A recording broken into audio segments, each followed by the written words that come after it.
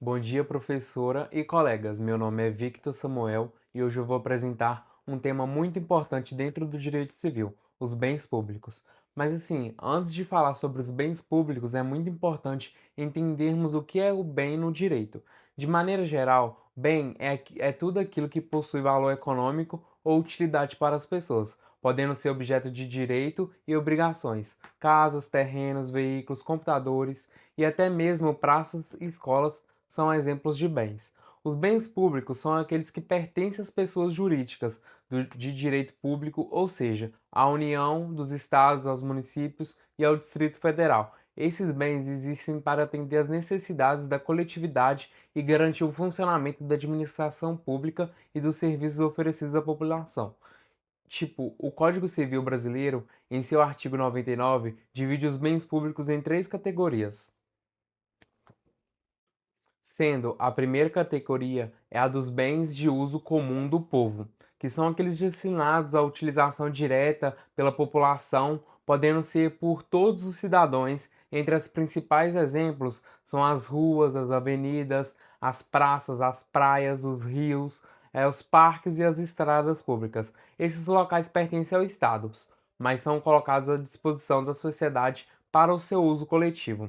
A segunda categoria é formada pelos bens de uso especial. São aqueles utilizados para a prestação de serviço público ou para o funcionamento da administração pública, podendo citar como exemplos as escolas, os hospitais públicos, as delegacias, os quartéis, as câmaras municipais.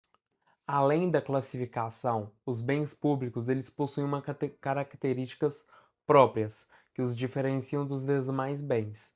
Uma dessas características é a imprescritibilidade, né?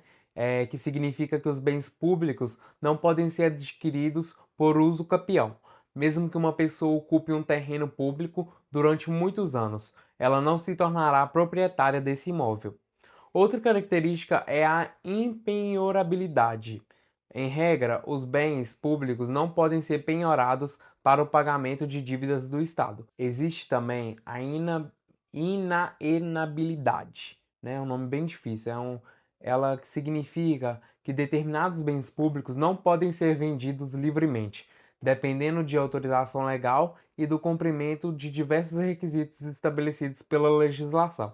Portanto, os bens públicos eles desempenham um papel fundamental para a sociedade, pois são essenciais para a prestação dos serviços públicos e para a garantia dos direitos coletivos. Compreender a classificação e as características desses bens é importante para entendermos melhor como funciona a organização patrimonial do Estado e a proteção do patrimônio que pertence toda a população. Espero que todos tenham entendido um pouco sobre os bens públicos. Muito obrigado pela atenção. Bom dia, meu nome é Analice e eu vou falar sobre bens privados. Os bens particulares são aqueles que pertencem às pessoas físicas ou pessoas jurídicas de direito privado. Eles fazem parte de um patrimônio individual e estão presentes de forma constante no cotidiano, como casas, apartamentos, terrenos, veículos, empresas, celulares e outros bens privados. O proprietário de um bem particular possui os principais poderes do direito de propriedade: usar o bem, gozar dele, obtendo benefícios econômicos como aluguel e dispor, podendo vender, doar ou trocar e transferir o bem a terceiros, sempre respeitando os limites da lei.